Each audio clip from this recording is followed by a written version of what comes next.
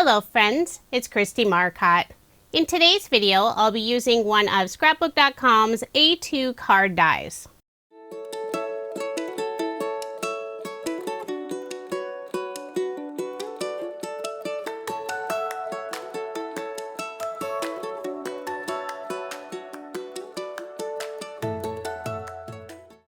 Scrapbook.com has a wide variety of fun A2 card dies. These are perfect for creating backgrounds or using just parts of them as elements on your card. For my video today, I'll be focusing on the Wavy with Dots die. And I'm also showing you some of the other new designs. There's the 1/4 inch slanted strips. This will be fun to use with lots of colored cardstock. Next we have vertical stripes, rounded corners, and there's also horizontal stripes, rounded corners. Next is Wavy Sun. I've already seen some great examples from Scrapbook.com's creative team using the Wavy Sun die. And the last one I'm showing you is called Thick and Thin Strips, and I did use this in my previous Market Bloom video.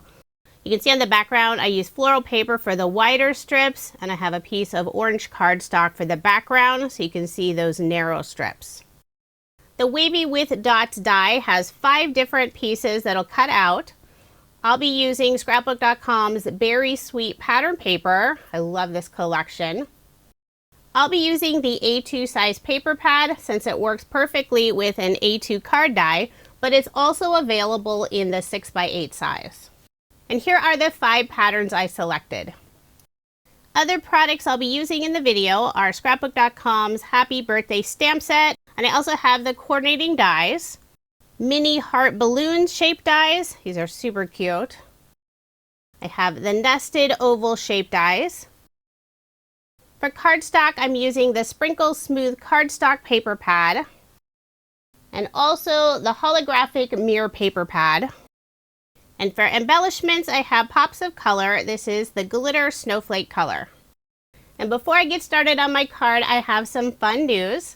I just joined Scrapbook.com's creative team, and I'm so excited. I love their products, love their company, great customer service, and they sell a wide variety of different brands. If you're looking for a craft supply, more than likely you'll find it at Scrapbook.com. I've already gone ahead and prepped many of the items for my card today, and I have them organized in Scrapbook.com's stack and sort trays.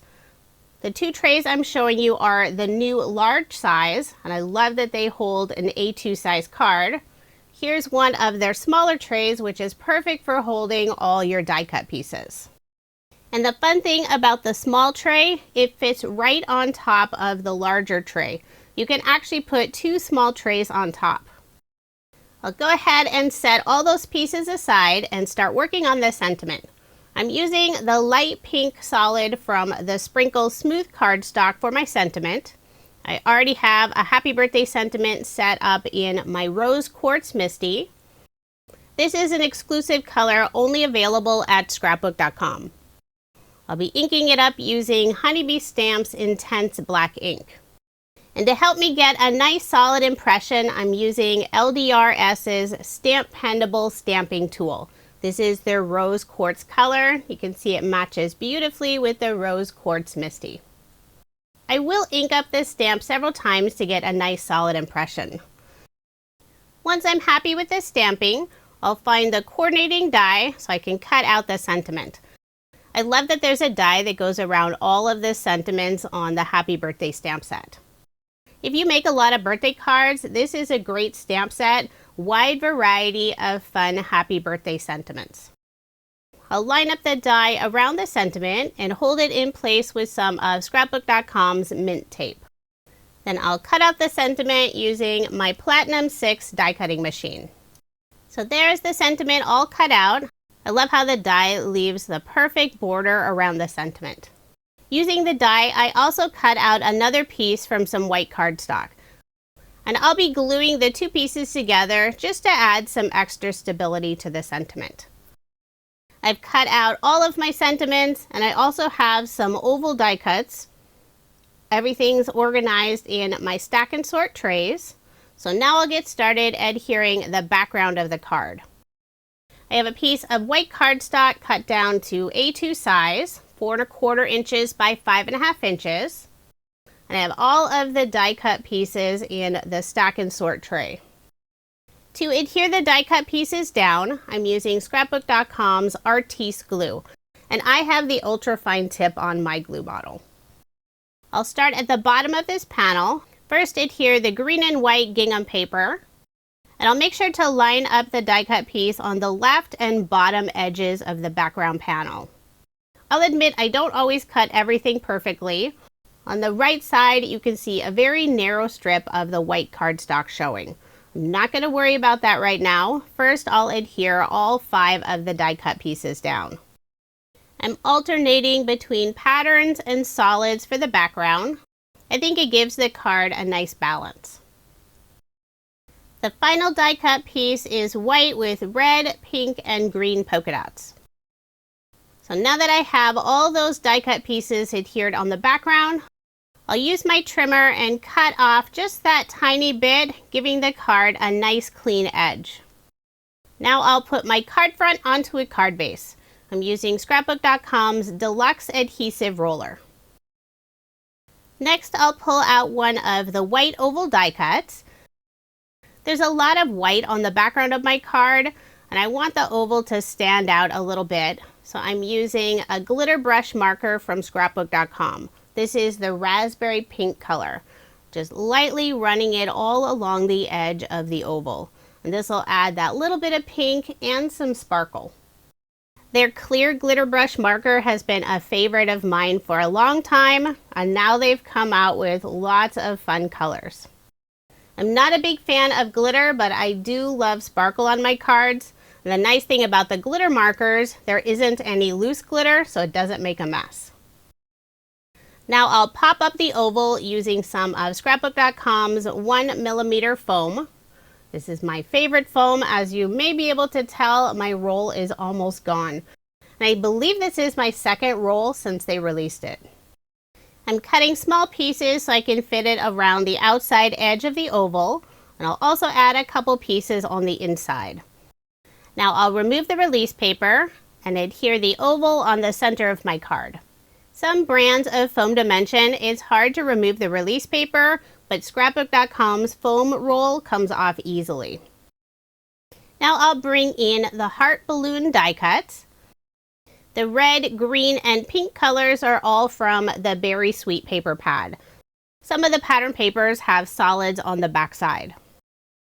The fun thing about this set, there's one heart balloon that's solid, one has embossed stripes, and the other embossed polka dots. So it adds that little extra detail.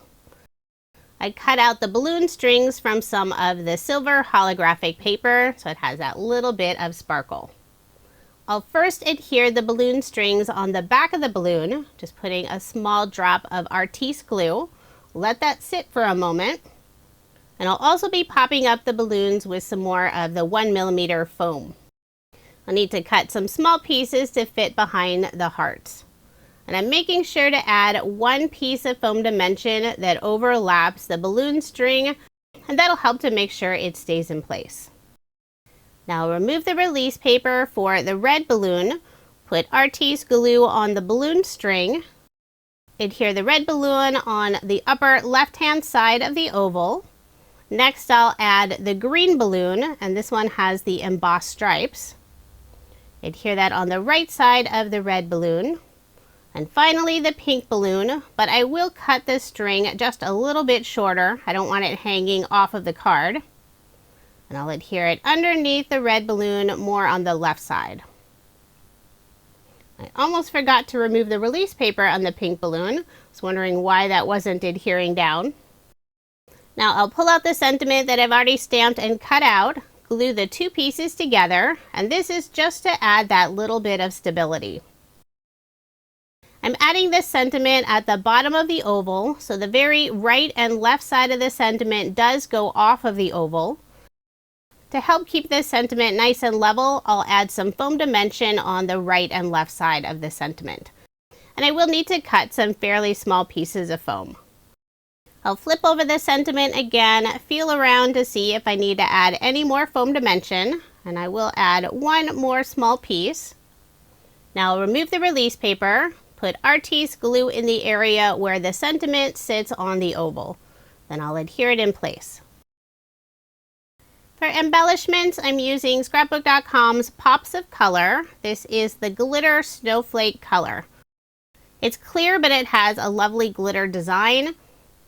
And the nice thing, no loose glitter, so it won't make a mess. I'll use the Pops of Color to add highlights on each of the balloons and also some dots as embellishments around the balloons. And I'm trying to do different sizes of the drops. I did tap my card on the edge of my desk. I like to flatten out the Pops of Color drops. So there is my finished card, and since I used 5 different sheets of pattern paper, I did end up making 5 cards total. By using an A2 card die and A2 pattern paper, there was no pattern paper waste at all.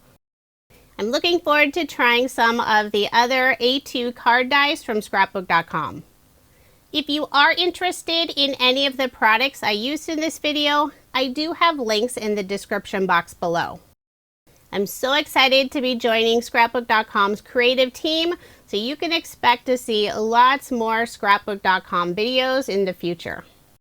If you enjoyed this video, please give it a thumbs up, subscribe to my channel, and hit that notification bell so you don't miss out on any future videos. Thank you so much for watching, and I hope you have a wonderful day.